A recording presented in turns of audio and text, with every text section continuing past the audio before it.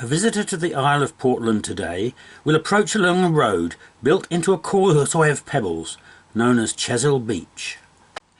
The rocky isle juts out into the English Channel like a giant wedge, with limestone cliffs standing 500 feet high at its northern end, gradually sloping down to the southerly point called the Bill. On arrival, you immediately sense that it has a different feel to that of the mainland, presenting remnants of its illustrious past as an ancient quarry for a high-quality, fine-grained limestone, and its naval heritage. Castletown, Fortuneswell and Chesil are the lower villages on the north part of the island called Underhill, and as you drive inland and ascend the steep road to the plateau, you arrive in Tophill, with fantastic views over the coast of Dorset from the Heights Hotel and car park. Further inland is the metropolis of Easton, with its Edwardian village square and gardens surrounded by shops, cafes and houses. The road south then leads into a surprisingly wide street called Wakeham, lined either side with old stone cottages unique to the island, with a museum and Norman castle overlooking an inlet called Church Ope Cove. Further south is another delightful village of quaint Portland cottages called Southwell, on the road that leads you to the southern tip called the Bill, with its lighthouses and cafe. But as any old Portlander will tell you, behind Portland's dominant quarrying and naval heritage lies an island steeped in myth and legend, with its own recorded history and heritage. For over 1,000 years it's been a royal manor with special privileges and rights bestowed on the islanders by kings dating back to Saxon times. This gift has allowed a greater freedom for the Portlanders, without interference from the English Parliament, to practice their individual customs and ways of living, answering only to the king. Their governing body, the court leet, has continued unimpaired for at least 1,000 years to the present day, but its origins could possibly date back another 500 years to the Saxon period, when a revolutionary agricultural system spread over much of the country. Living in relative isolation with their own laws, the early Portlanders, who believed they were descended from royal stock, rarely ventured onto the mainland and were free from the cultural influences, politics and religions of mainland Britain, marrying only within the island families. Right up to the early 20th century, the old island families would teach their children the ancient history of Portland as handed down by their parents and their grandparents before them. Today, mainland historians, who take more heed of the written word than the spoken, ignore these oral traditions, regarding them as mere folklore and myth. The Victorian period brought a decline to this unique race of people. A constant demand for Portland stone permitted the building of a bridge to replace the ferry, as well as new roads and a railway, which opened up the interior of the island to intensive quarrying. In addition, a new naval base and prison forced the requisition of a great deal of land, which at the time was rich with prehistoric remains.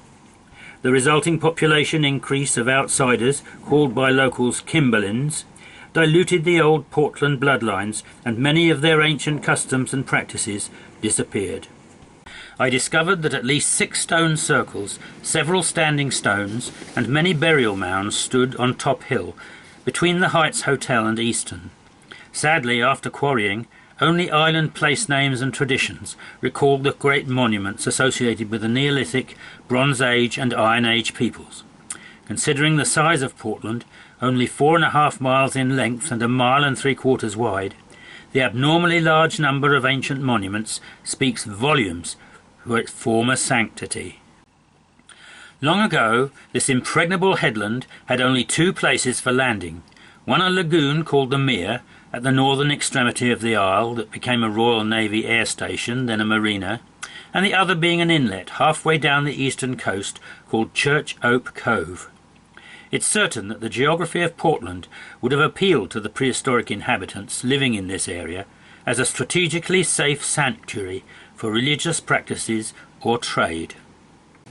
Amongst the wealth of literature published on the Isle of Portland, there is little on the folklore and traditions of this ancient race. However, In the basement of the County Museum, I came across a box with a number of out-of-print and unpublished works written by 18th and 19th century Portlanders.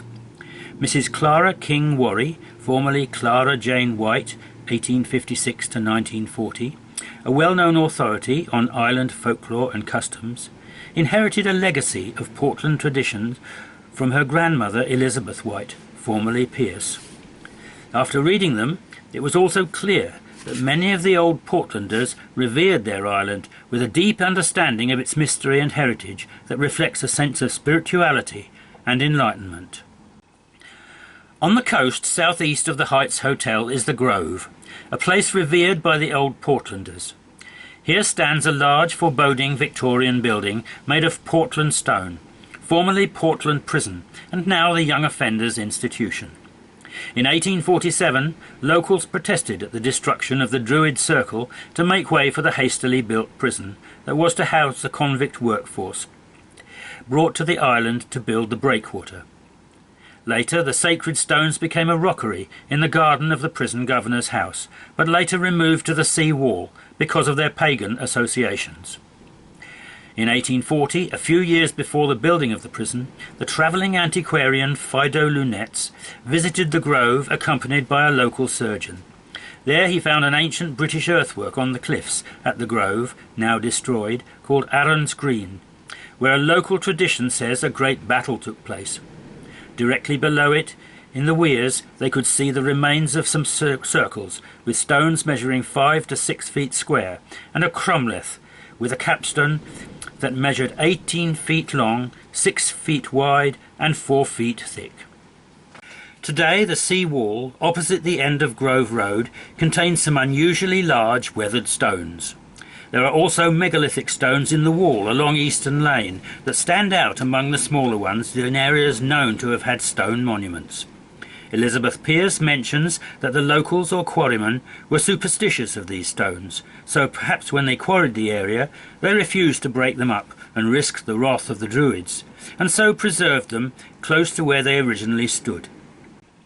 Looking up at the Grove from the Undercliff area is the outline of a giant's head that at first appears to be natural weathering. Later I discovered that during the Victorian period this section of cliffs had the name Nicodemus Knoll. In the Grail legends, Nicodemus fashioned the head of Jesus on a day that he'd seen the Lord on the cross. Was the giant's head fashioned by the old quarryman? Above Church Ope Cove, precariously perched upon a high rock platform, is Rufus Castle, also known as Bow and Arrow Castle. The castle is an irregular 5-sided building that is most unusual and rare, and is the only one of its kind in Britain. The castle is a credit to the stonemasons who fashioned the walls in stone without mortar in the Cyclopean way of building, more common to the prehistoric temples of Europe than a supposed Norman castle. John Hutchins, a 16th century antiquarian, wrote, "But little mortar has been used in the construction of the walls, which are roughly built of native ashlar." On a terrace below the castle is the ruin of St Andrew's Church, once the oldest and at one time the only church on the island. In the 1970s, archaeological excavations revealed Romano-British pottery and an Iron Age coin under Saxon foundations, and the footings of an impressive Norman church. Portland traditions state that a temple of Venus occupied the site in pre-Christian days. If this tradition is true, the temple may have been a Romano-British shrine dedicated to the Roman goddess, or a stone circle used as an observatory to mark the rising of the planet Venus. King Worry refers to this area around the church and castle as the High Place and God's Acre, once the centre of the island before a landslip.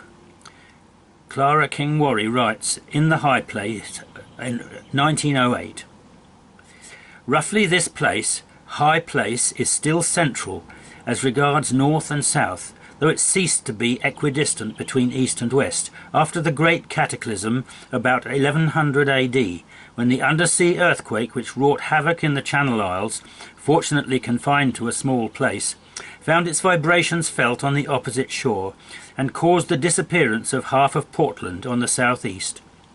Happening at night, the terrors were thereby doubled, and as late as the early 19th century, the terrible havoc wrought and the consequent fears of the islanders remained an often told tale. I wondered why this hallowed ground was the chosen place of worship, in view of its inaccessibility for most of the islanders, particularly those who lived down in Chiswell. Surely it would have been more suitable to build a place of worship north of Easton, in a more central position for the population to access. However, it appears that the site had some religious significance, and as King Warry mentions, it was once at the centre of the island before the great undersea earthquake. In our book, The Power of Centre, we found that the Greeks, Romans and Celts sought the geographical centre of their kingdom and surveyed their realm and divided it up in accordance with the harmony of the cosmos. From this ritual centre, or omphalos, surveyors would build temples, churches, political and military buildings on an esoteric foundation plan of sacred geometry, using straight lines, circles and pentagrams. I also discovered that the magnificent Baroque church of St. George that replaced St. Andrew's Church was built 0.84 miles away from it. Furthermore, if you place a compass point on St. Andrew's Church and the pencil on St. George's and draw a circle, the diameter of that circle is 1.68 miles, a golden ratio number. This ancient measure was well known from ancient times, a secret knowledge which continued down through generations of stonemasons, guilds, Freemasons and Knights Templars and secret societies such as the Rosicrucians. Today this code is still contained within the fabric of our churches and temples in cities and towns around the world. Incredibly, the completed circle includes two other churches, both dedicated to St. Andrew. St. Andrew's Avalanche Church in the village of Southwell, and the Roman Catholic Church at the Grove, dedicated to Our Lady and St. Andrew. The exact centre of the circle had to be marked by the site of the old tower of the ruined St. Andrew's Church, for the circle to pass exactly through all three churches. I was convinced that the placement of these churches was deliberate and not a random accident, as the odds for this happening by chance is thousands to one. Even more mysterious is that the old St. Andrew's Church is not visible to any of the other churches, which would have made surveying extremely difficult. Having replaced the old sacred centre of St. Andrew's, I wondered if St. George's Church marked the centre of another circle. So I placed the compass point on St. George's and drew a circle from St. Andrew's ruin, and to my amazement, the two 1.68 mile diameter circles overlap to create the mystical symbol of the Vesica Pisces. In Latin, this name means the bladder of the fish, because of its similar shape when inflated. I then worked out that a line between the two centres orientates to 133 degrees, the direction of the midwinter sunrise. It included the impressive Romanesque Church of St. Peter's at the Grove, now closed, the famous Brackenbury Memorial Church in Fortuneswell, and the ancient ruins of Rufus Castle. Inside the Vesica, either side of Easton Square Gardens, are two of Portland's most popular churches, Easton Methodist to the west, and All Saints hidden behind the shops to the east. I then realised that these two churches also fitted in with the geometry, having discovered the key by noticing three Masonic symbols on the main fireplace of the old Masonic Hall in Victoria Square, Chiswell. The middle symbol is a Masonic square and compass, the tools that create sacred geometry. On the right is the plumb rule, used to test the uprightness of walls and the level to prepare the base of a column. The left symbol is the seal of Solomon with an internal triangle. After researching this symbol, I discovered that it embodies all Platonic solids and the law of the unity of opposites. Applying this figure to the Portland Vesica Pisces and adding a central circle within the triangle brings the two most impressive churches of All Saints and Eastern Methodist into the overall geometry. Finally, we have one complete divine plan that connects all the major churches on Portland in the shape of an eye, the all-seeing eye of the Freemasons. Old Portlanders referred to All Saints Church as the grandest church in the Isle, built as the new parish church in 1917 in classic Gothic style to replace St George's at Reform. The interior boasts a magnificent east window depicting Christ guarded by St George and St Michael. But on the ceiling above the altar is one of the wonders of Portland, 12 beautifully painted panels depicting various animals and angels, referred to as the Beast of the Apocalypse. However, upon closer observation of the paintings, I noticed they are in fact symbols representing the 12 signs of the zodiac. The church guide refers to a Portland tale that Barnes Griggs, the builder of All Saints and rector of Portland from 1909 to 1931, invited a party of students from Oxford to paint the roof with pictures and emblems of the saints. He was later appalled to find they'd painted the signs of the zodiac instead, and prevented the work from continuing. Although the zodiac bears no relation to traditional church beliefs, astrology and sacred geometry are part of the pre-Christian imagery incorporated into churches by the old stonemasons and Freemasons.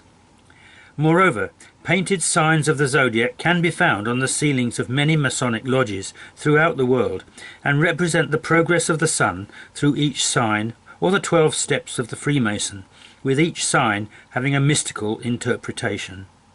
Clara King-Warry wrote that All Saints Church stands upon a sacred mark point on the old straight track between the ancient harbour, now Marina Business Park, and St Andrews at Church Oak Cove. Intriguingly, the track deviates around the area of All Saints for a reason, as it may bring some dire calamity in its train.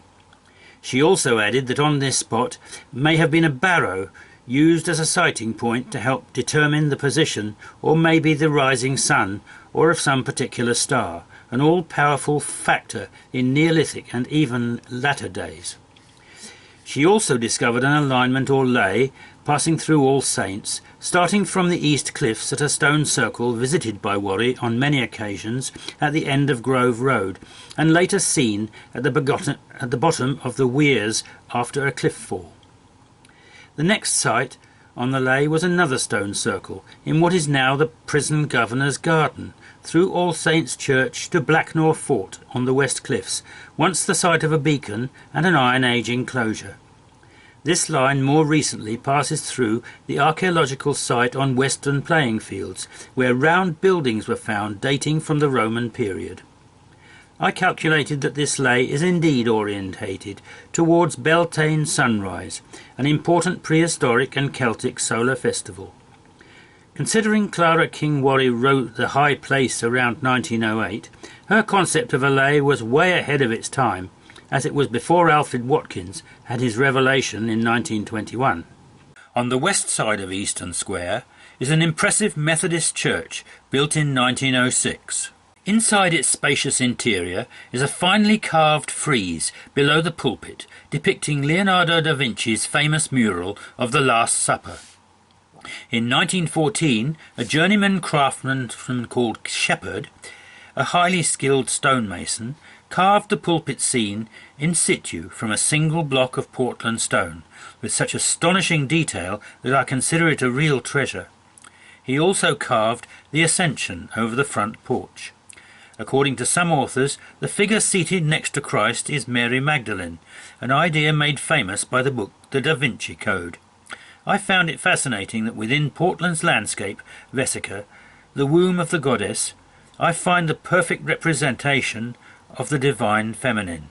Further observation of the geometry revealed that a line from St Andrew's Church in Southwell to St George's Church passes through the Western Methodist Chapel, and when extended, it goes through St John the Baptist Church in Fortuneswell. This line is oriented to true north, and would therefore be classed as a meridian. This remarkable ley, or meridian, also passes through Portland's oldest building on Gypsy Lane, a thatched cottage that used to be the Lugger Inn, where the Court Leet used to meet at the turn of the century. St John the Baptist Church is the only Portland church not found on the geometry, although it connects to all the others by being sited on the meridian line. The church is oriented towards northwest and the setting sun around the saint's feast day at midsummer. Moreover, the leaded design of the west window above the high altar depicts a geometric squared circle, and its position permits the sun to cast a shadow of the squared circle over the altar around the saint's feast day. The eastern leaded window of Rosslyn Chapel near Edinburgh, a sanctuary considered by many to contain Templar secrets, also shines the image of the mystical squared circle over the altar, symbolic of the earth's body, square, and the spirit, circle. Elizabeth Pierce, 1782 to 1872, grandmother of King Warry, refers to a local tradition concerning the early occupants of Portland. The first group were the Comben family, descendants of the Phoenicians, who still live on the island, and they recall the name of the Mediterranean colony from whence they came. They settled in the valley that runs from Fortuneswell to Chiswell, called Branscombe, said to be the very first dwelling place on the island. Elizabeth Pierce says that the Pierce family was the second family to settle on Portland and came from Ireland via Cornwall. There is evidence that the Irish settled in Wimborne in Dorset, as the minster retains part of a round tower built by Irish missionaries in Saxon times that once stood separate from the church. The third family to settle on Portland was the White family, whose origins I discovered were Jutish. Anglo-Saxon King Einar of Wessex invited 120 Jutes to colonise parts of Dorset, being near relatives with the same noble blood. Some of them were to settle alongside the existing inhabitants of Portland as equals, choosing to live in the area now called Wakeham. Their name is derived from their tribal name of Whitwarra, from the Jutes who settled the Isle of Wight. In my book The Spirit of Portland, I was able to connect the Jutes to a migratory Celtic race who came from the Black Sea via Jutland, and linked to the Cymry or Cymri, the name given to the captured Israelites by the Assyrians. A remarkable lay on Portland connects 3 churches and a chapel in a north-south alignment. As shown on the map, this line passes through the tower of St John the Baptist Church in Fortuneswell, the altar of St George's Church, the primitive Methodist chapel at Weston, and the western front of St Andrew's Church at Southwell. The odds of this 4-point lay being the result of chance are thousands to 1. Many ley lines pass through churches built over prehistoric markers, such as standing stones, tumuli or long barrows. Our ancient ancestors may have built them to mark a network or grid formed by the electromagnetic emissions of the earth, detectable only to animals, psychics and dowsers.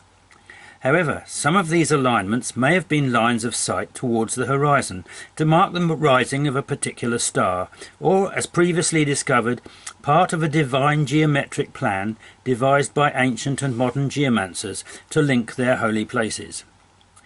This particular alignment on Portland may be a meridian. Ancient cultures around the world created a meridian as a longitude line for mapping and measuring distances. This line also marks the path of the sun, when it reaches its zenith at noon on a summer solstice. Our ancestors honoured this event, believing the sun god was then at his most powerful and influential position in the heavens. King Warry refers to the old customs performed by her elders when Midsummer's Day was celebrated. Everyone except those who were disabled or too old made their way to the bonfires at the Bill, or Beal.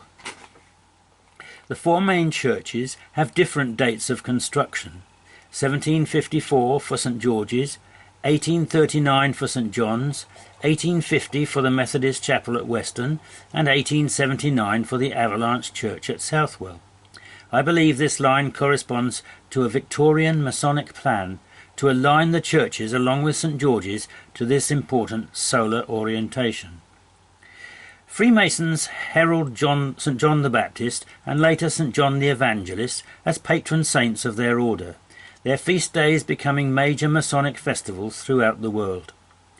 To our ancient ancestors, the solstices were important religious days celebrating the birth and death of the sun. The early church adopted these festivals as feast days. The summer solstice was fixed to 24th of June and dedicated to St John the Baptist, and the winter solstice was fixed to the 27th of December and dedicated to St. John the Evangelist. England's first Grand Lodge officially opened on 24th of June 1717, the feast day of St. John the Baptist, and became the United Grand Lodge of England on 27th of December 1813, the feast day of St. John the Evangelist. Therefore, St. John the Baptist's Day is a day of beginnings, and the day of the Evangelist is that of endings. In most Masonic lodges you will find a symbol showing a point within a circle, bordered by two perpendicular parallel lines. These lines represent John the Baptist and John the Evangelist. As the Freemason symbolically travels the cycle of a solar year, he touches the lines of St. John the Baptist, summer solstice, and John the Evangelist, winter solstice, the circle representing a clock of one solar year, from winter solstice to summer solstice, then back to winter solstice. The Portland Meridian line mirrors one of the parallel lines bordering the Masonic point within a circle. Only the point referred to in this case is St. Andrew's Church, and the circle is the ring of churches. Furthermore, at the top of the meridian is St. John the Baptist Church in Fortuneswell, the significance of which becomes clearer later. From the Avalanche Church of St. Andrew in Southwell, the line continues south and terminates at a point on the coast called Longstone Ope, so named from a local tradition that a great fallen monolith once lay in the area. Maybe the purpose of this tall stone was to observe the shortest shadow cast at noon on Midsummer Day, or it may have been a marker for ancient mariners. Between St. George's Church and St. John the Baptist Church, the Meridian line passes through Tout Quarry, near Priory Corner. A row of standing stones has recently been erected as a modern feature to the Tout Quarry Sculpture Park. They are orientated in the same north-south direction as the Meridian, but not quite to the same axis. Local lore says a priory once stood on the edge of Tout Quarry, perhaps lost through a medieval landslip or quarrying. I found another alignment by plotting a line extending from the primitive Methodist chapel at Weston to the Catholic Church of St. Andrew at the Grove, passing through All Saints' Church in Easton.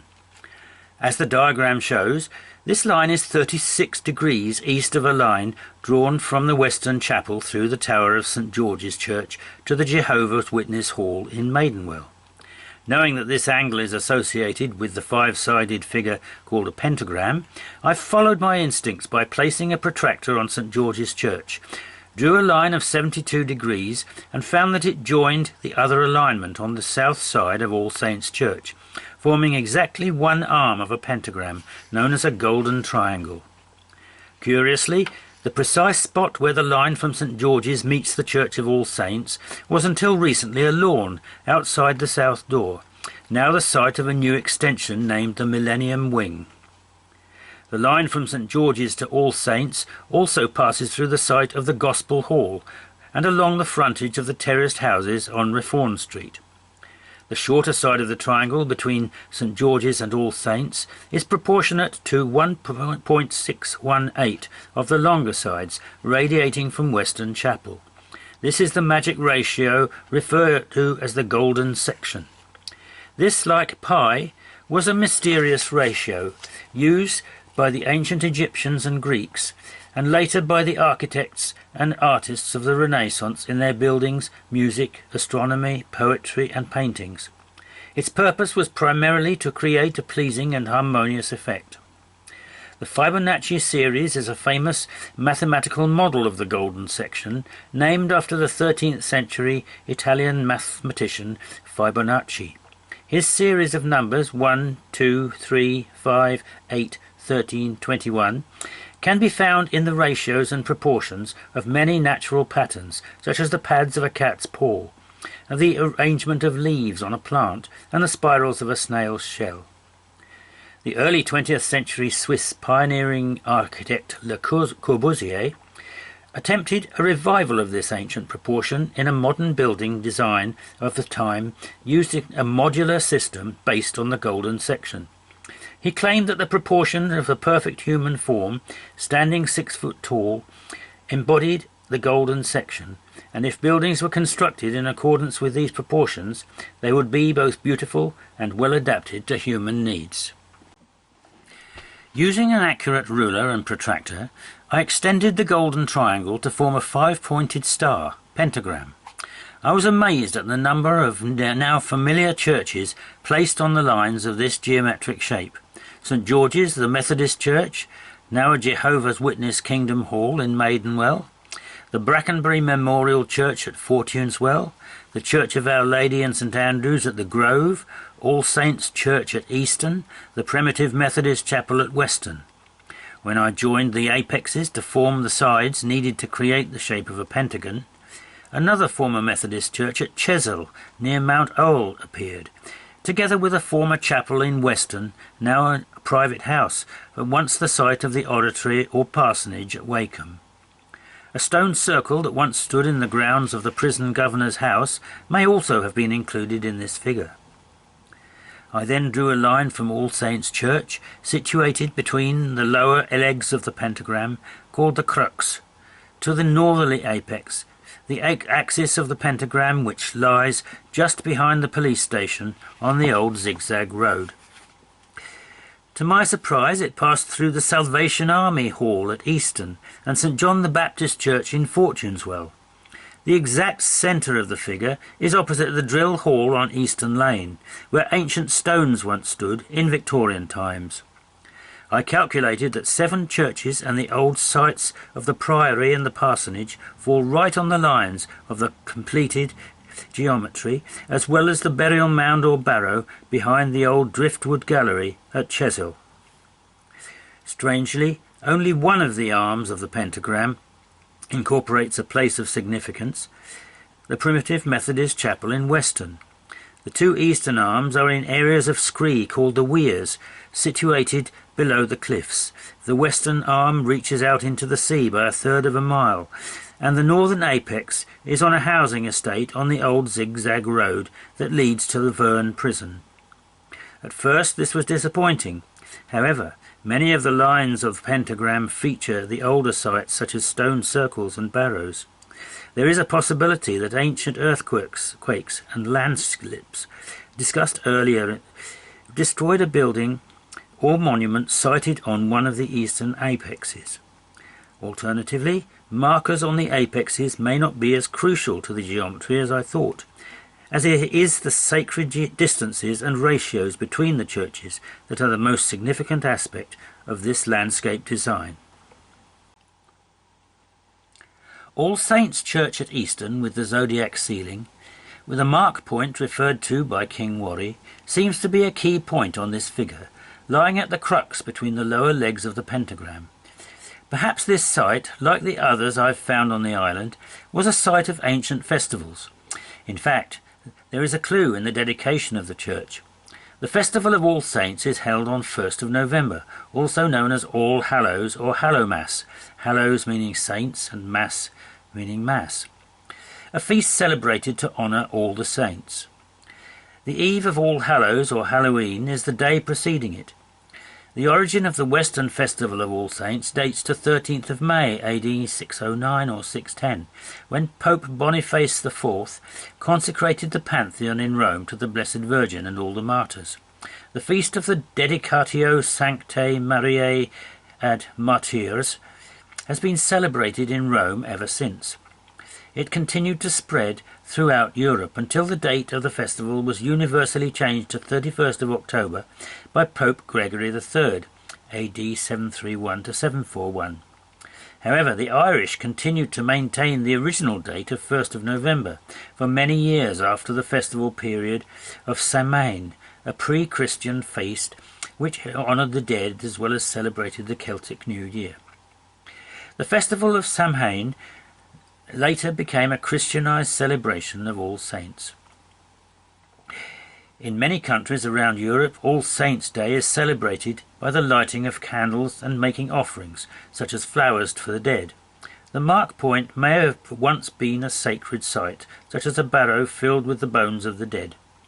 King Warry writes of the importance of the old festivals of the island, marking significant times of the year at specific places.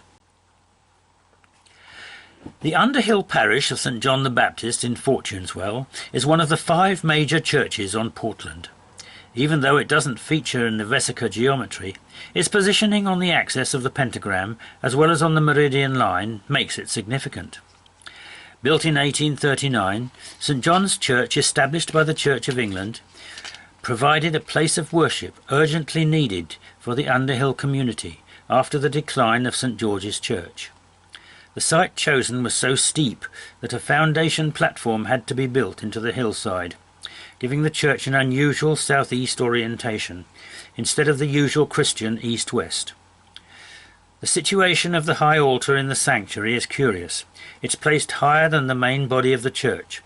According to the warden, the reason for this is a mystery. Perhaps the raised platform stands on the foundations of an earlier building. King Warry refers to the local objections to the building of this church. Much opposition and a curse was laid on the church and whoever officiated as vicar.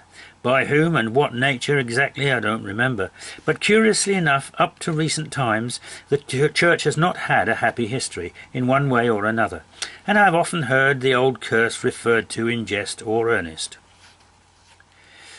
According to Peter E.G. Harvey, Captain Manning of Portland Castle laid the foundation stone and dedicated the church to St John the Baptist after a chapel in the Tower of London.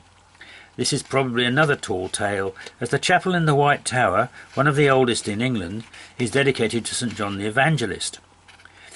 St John the Baptist, however, is the original patron of Freemasonry, significant to the stonemasons, the old guilds and secret societies. The position of St John the Baptist Church on the geometry is also interesting and symbolic, it being the most northerly church on the island and situated within the head of the pentagram on its main axis. The ancient order of the Knights Templar worshipped an image of the Baptist's head and dedicated many of their churches to this saint. It also has the window with the squared circle, which shines a light of this pattern on the altar at midsummer, which is repeated at Rosslyn Chapel.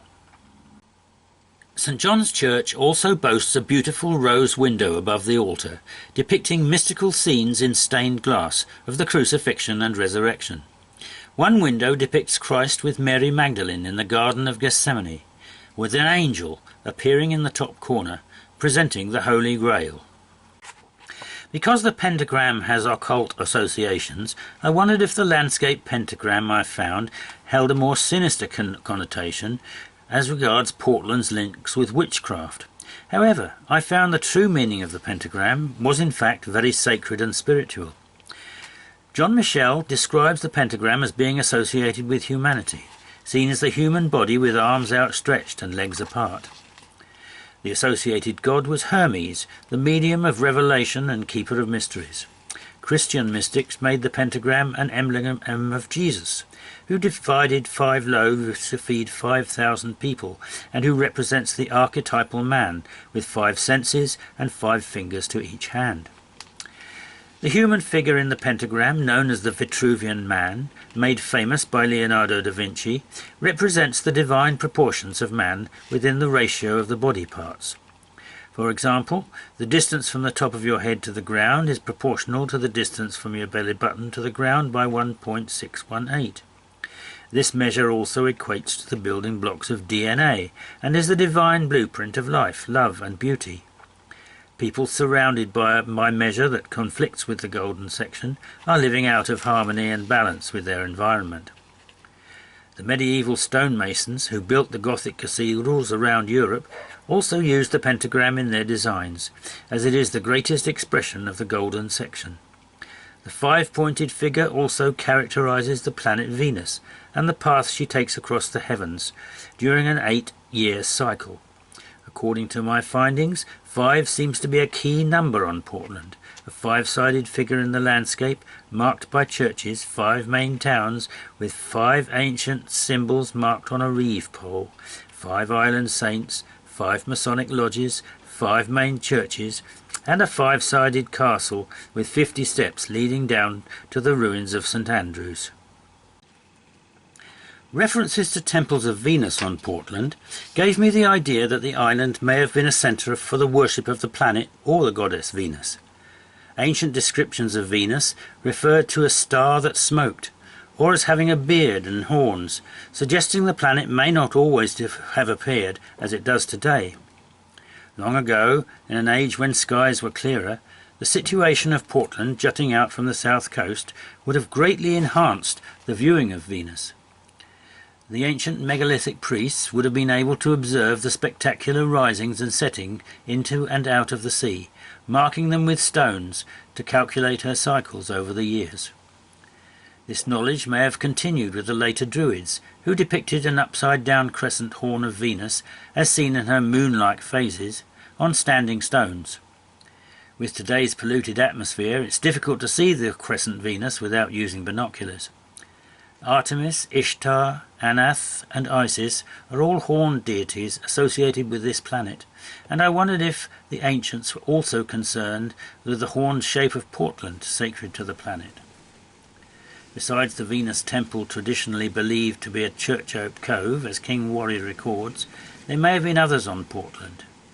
The famous Dorset author Thomas Hardy wrote, "Tradition urged that a temple to Venus once stood at the top of the Roman road leading up to the Isle, and possibly one of the love goddess of the slingers antedated this." By slingers, Hardy was referring to Portland's earliest inhabitants. Archaeologists unearthed a tessellated pavement of a possible Roman temple or villa in Bellevue Terrace, Fortuneswell. The Avalanche Church of St Andrew in Southwell may have been the site of another temple, as pieces of a similar pavement were found near that church. There is another significant alignment on Portland with a Masonic influence, linking St Andrew's Church at Churchope Cove with the Millennium Pillars in Victoria Square at the entrance to Portland.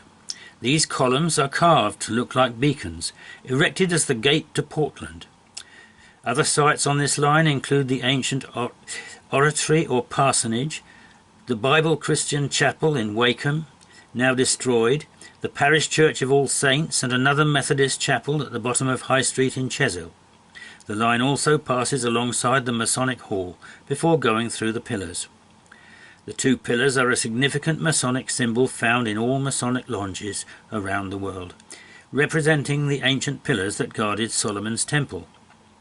Masonic scholars believe that the pillars of Solomon's temple were freestanding, symbolic of the twin aspects of male-female polarity of the deity.